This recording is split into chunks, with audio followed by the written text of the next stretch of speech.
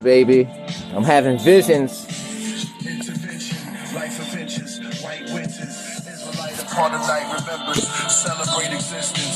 Snowflakes take the shape of a bright empress. My cold hands reach for the princess and linen, but then the shootouts, drug wars, liquor stores, cops kicking the door, visions of war, prison walls so high, bodies stiff in the mall, drugs sniffing dogs, piss in the halls, they friskers on floors, while hitting our jaws, twisting the laws, system is flaws, wisdom no more, hating ourselves, gated in hell, overpopulated, those who thought they made it still taking our wealth, raping ourselves, pyramid falls, into stone man lakes, most high recall we used to hear from space, mosaic laws appeared in our face, angels applaud, mothers embrace, strangers explored, manna we taste, cosmic thoughts, turn my brain into a gothic quartz, crystal, now Israel, built before a Coptic cross, God knowledge was lost, used to be flossed, now it's nudity taught, your beauty's recall like menorahs, recite the Torah, anoint my head with white waters, bright aura, welcome to the second life of water, Israelite Christ. Welcome to the psychic world of Walter. That's the kind of rap I like right there, man. I like that rap that takes you into a whole nother dimension. You know what I'm saying?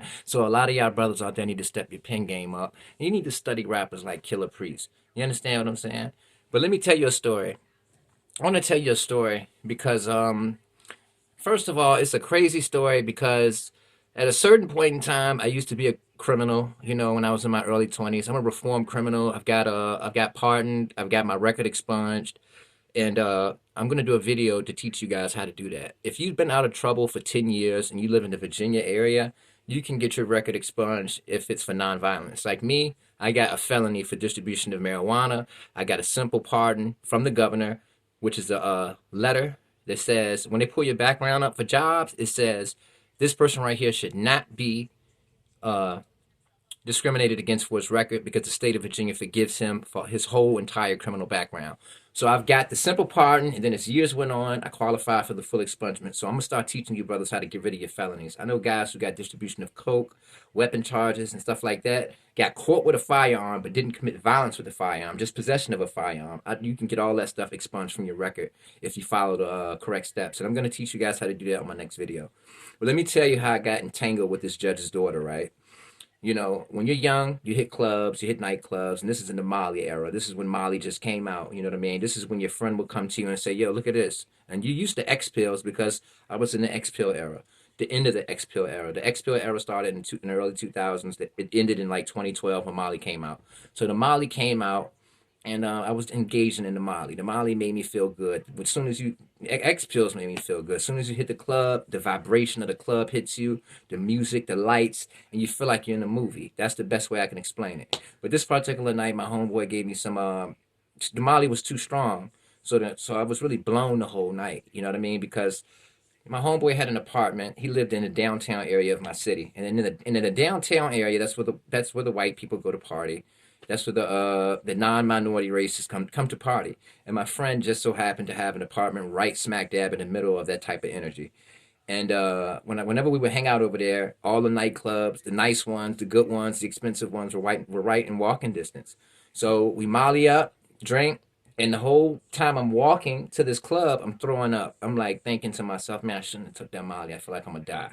Like I felt like I was about to die.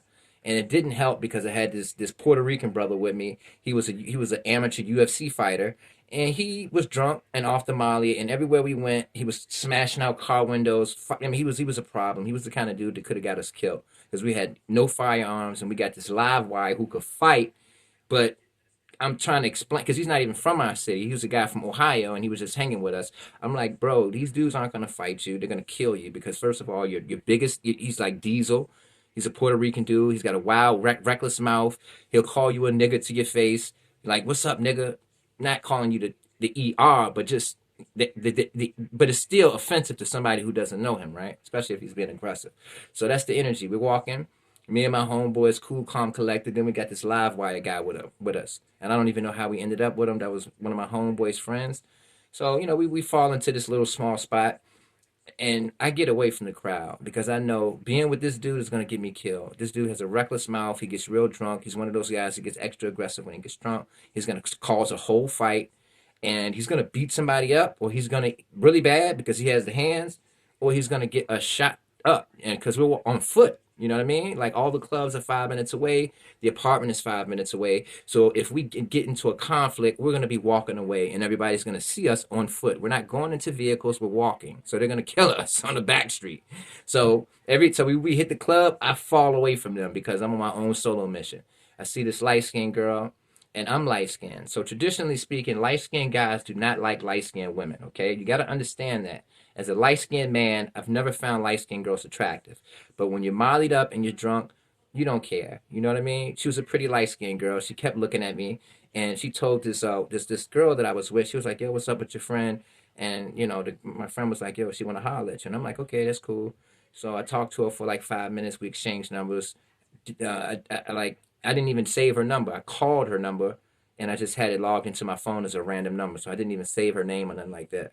So I talked to her for like 2 minutes, got her number, and then I just went to party. You know what I mean? So at the end of the night, I'm getting dropped off to my house, and I get a text from this random number, and I have no idea who it is because at this point I'm off like 12 Long Island iced teas, Molly. We've been smoking all night. I have no idea who this person is. I just figure probably one of those girls because I got multiple numbers that night, so I'm thinking it's got to be one of the five. I didn't know which one it was. You know what I mean? So this person texts me, and they're like, "Yo, what are you doing?" And I'm like, "I'm on the way home." And she was like, "You can come to my crib." So I tell my boy, "Okay, let's put into the GPS this girl's address." And I'm not thinking I'm gonna spend the night or anything like that. I'm just thinking I'm gonna go over there. And my plan was to see how she looked. And if she looked good, I was gonna stay. And if she looked bad, I was gonna go. And I hate to say that, so women, please don't judge me. That was my 21-year-old brain, okay? I think all women are beautiful. You know what I mean? All women are beautiful in their own special way. So please don't look at me like I'm some type of chauvinistic pig or nothing like that, okay?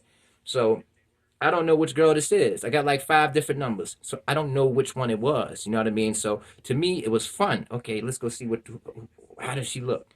This is like 2012. People aren't, we weren't really sending pictures of ourselves to each other or nothing like that. And it would have been weird for me to say, send me a picture of how you look. I forgot who you are, you know? So the GPS takes us into a neighborhood that's very, very plush, very plush, big mansions and stuff like that. So first I'm like, okay, are we in the right area? What the hell is going on, right? So we pull up to the house and my phone dies. I got a chance to text her. I'm outside. So she comes to the door, but my phone is dead. So I tell my homeboy, yo, wait for me for a second, okay? If she looks good, I'm staying. But if she don't, I'm coming right back in the car. So as soon as I step out the vehicle and I walk to the doorstep, my homeboy pulls off. Now, mind you, my phone is dead. She's not outside yet, but she's coming downstairs to open the door. So I'm like, fuck, bro, what the hell? I can't call my homeboy just left. I think he was jive hating on me because we were in a very expensive. I mean, you could tell this was a rich neighborhood. Every house was like it looked like a place where you could hold concerts in. Huge houses. Didn't even really know where I was at. I didn't even know they had this part to my city. Lived here my whole life. I didn't even know this area existed. So my boy leaves me, man. So I'm in the crib with the girl, right? I'm at the crib. I'm at the doorstep. I can see her fumbling with the door, and I don't even know who she is. I don't know how she looks. And she comes to the door, and it's a cute little light skinned girl. So I step in, we smoke, and we do what we do. You know what I mean? I try. I mean, see, back in them days, man, it was a dog eat dog world, man. You didn't, to the young brothers out there, make sure you use protection, man.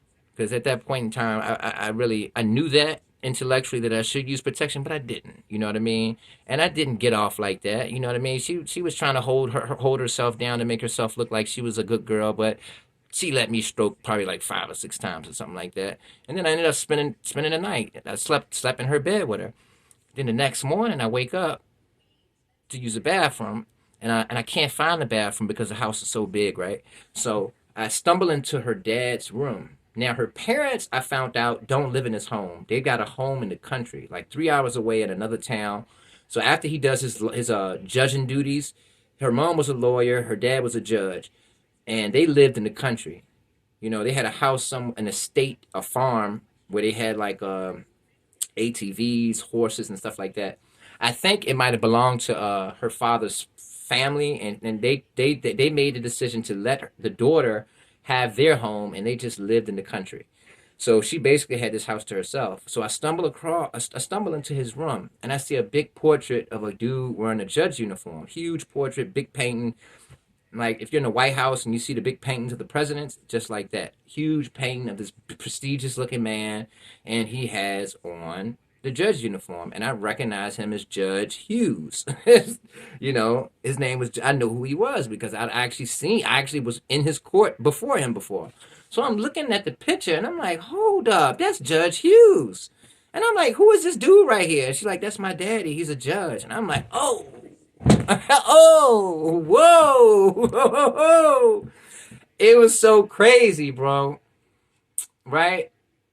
And it turned out that and what it taught me, that experience with that girl, because back then I had it in my mind, I want to have suburban girls are so cool. They got their lives together. They're the best. They're way better than the hood girls. That's what I thought at that time. I felt like if you was with a suburban girl, you were elevated. This girl taught me that the suburban girls are even wilder than the girls in the hood. Because this girl, as I started getting deeper into it, her friends were people like say the person on the local news, right? Like the anchor on the local news that's been on the news for 20 years. Her daughter is her friend. So she's friends with these prestigious people that their parents are very wealthy, and their parents are basically like the elite of our city. They are like the children of news anchors. They're the children of judges. They're the children of big business people. And I got a chance to mingle with this group. You know what I'm saying? And back then it was the perk era. I used to take Percocets back then. I'm not ashamed to admit it. I didn't kick the perks. But back then it was pink tens, it was 30s, it was 512s. I mean, I don't think they pop 512s and the white pills anymore, but with 10/325s, I was taking perks back then. So I was, when you take perks, you have sex for a very long time. So I burnt her. So every time I would do it with her, we would do it for hours and hours because of the perks or whatever, right? So yeah, back then it was the perk era. I ain't gonna lie to you. And I see the perk era has resurfaced, and that's a very, very terrible thing. I'm gonna speak on that in one of my next videos, and I'm gonna teach you guys how I kick the perks. But I got locked up. Long story short, for distribution of this for selling weed. Somebody snitched on me, this informant, and when I was in jail, and she came to visit me. The judge's daughter came to visit me in jail, the same jail where people leave to go see her father for court. And after that, he got mad. He found out who I was. He found out that his daughter came to visit me. Somehow, some way, he found out about it, and he forbid her to be with me anymore. Of course, she still hung out with me on the low, but I actually had to cut her off because she was too wild. You know what I mean? She was wild as hell. She was into a lot of things that I wasn't into. I was popping perks, but she was doing powder and stuff like that with her friends, and it really taught me a valuable lesson, man. It taught me that, first of all, I can't be judgmental towards women. There is no such thing as the perfect woman. Just because a woman and she was college educated, she went to Syracuse University or whatever. Just because a woman went to college and and seemingly has her life together, and she comes from a successful family and she's successful, doesn't make her a good person. You can have a down ass girl from the hood who doesn't have nothing, who only has dreams, and you can help her accomplish her dreams, and you can get more out of that relationship than you can with this suburban girl. So that's the jewel that I really want to give you guys, because I know a lot of guys out there feel like, man, if only I can get me a girl from the suburbs. Those are the girls that you really supposed to be with. Nah, those girls sometimes can be way worse than what you imagine the neighborhood girls to be like. So keep it real and stay with your sisters from your own socioeconomic background, because I'm telling you, man, a lot of these girls that come from these upper class backgrounds, they're wild as hell, man. And they'll cheat on you. And the same thing that you think the girl from around the way will do to you, they'll do to you. You know what I'm saying? So that's my story about the judge, man. And a funny story is I actually had caught a traffic ticket and ended up in his courtroom. He does criminal and traffic. And he had to recuse himself because he knew that I knew his daughter. So it was a weird experience, man. Peace.